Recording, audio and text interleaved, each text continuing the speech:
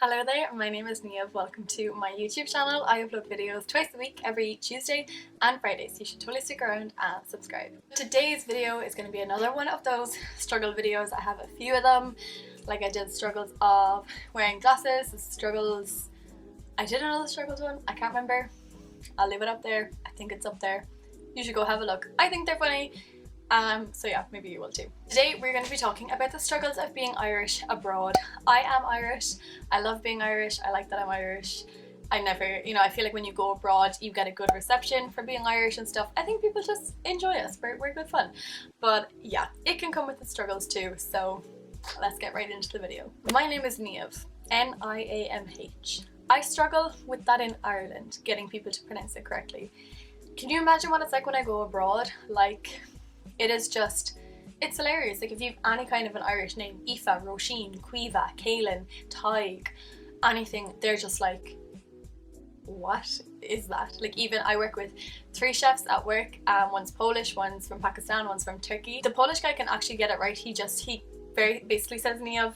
The Turkish guy calls me Nia, I think, and the guy from Pakistan calls me Niamh. Yum yum. So yeah, it's really funny going abroad because they just take a look at your name and they're like, Niamh, what?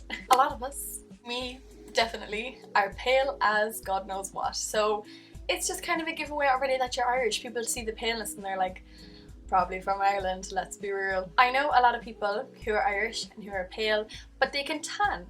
And yeah, fair play to them, that's great. Me, I cannot tan for the life of me. Spent 3 months in Spain, did not get a tan. Like it's never ever going to be an option for me.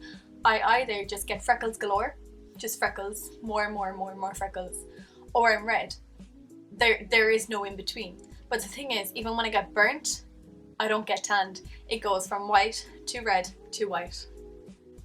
Fantastic. You will nearly always meet Irish people, or else people I feel like you can't go abroad without running into Irish people, or you'll run into someone and you'll get talking and like you both know someone, or they like know someone in your family, or you're like, oh my god, we live down the road from each other. Like you just cannot go anywhere without meeting someone from Ireland. Like it is so funny. Do you ever go into an Irish pub that is just like not an Irish pub at all, because you're like, oh yeah, I feel like Irish pubs are good fun. It's fun to go to them when you're abroad, you always meet more Irish people, you have a good night and everything. But you ever just see one and you're like, oh yeah, let's take a look, and you go in and you're like, this is nothing like an Irish pub. Like it's just not. I mean, in saying that too, Irish pubs abroad I feel like go the extra mile compared to Irish pubs here. So like they're still not really like Irish pubs. They're like Irish pubs but on drugs. One struggle we face a lot is being mistaken for being English, because obviously English is a lot of our first languages, and which is so sad because Irish is dying, but come on, we got it. We're gonna get Irish back. But yeah, people a lot of times they hear you speaking English, they assume you're English, and I mean, I'm not trying to say anything, I'm not trying to be like discriminating against anything like this, but generally when people are like, oh, you're from England, is it? And you're like, oh no, I'm actually from Ireland, and they're like, oh great, we love Ireland.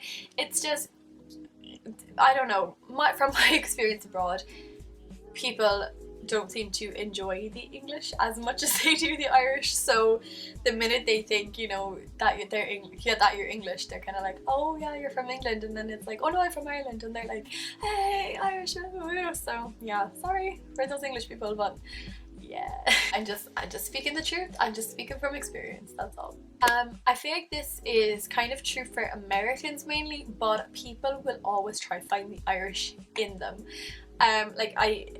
I'm just going to use Americans as an example because I feel like it always happens. You say like, oh, I'm from Ireland. They're like, oh my goodness, I'm like, my mother's friend's daughter's cousin is Irish, or so, just something like this, and you're just like, okay. Like I just feel like people will always try to be like, oh, this relative of this relative of this friend of this friend of this dog is Irish.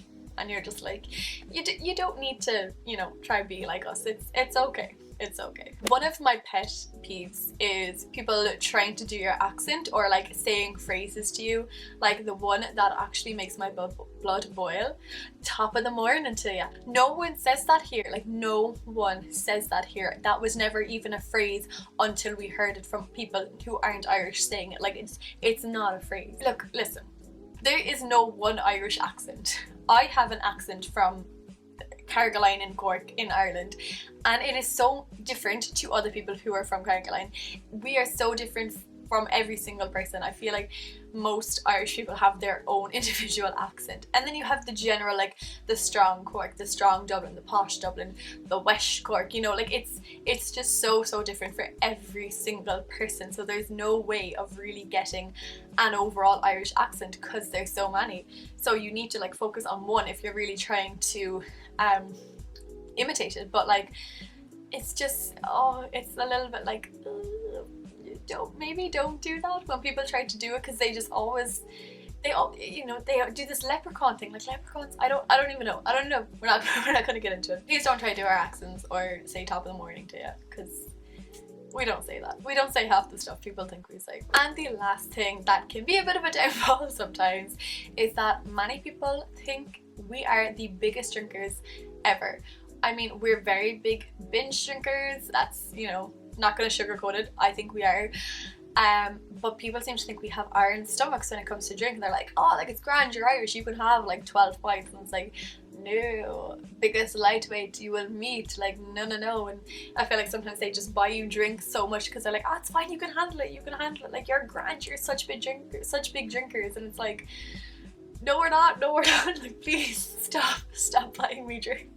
So yeah, that is everything for today's video. These are just some struggles of being Irish abroad that I've found throughout the years.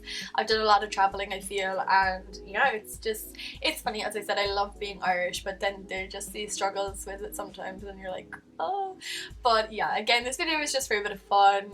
Let me know if you have had any of these similar experiences, if you're Irish and have been abroad.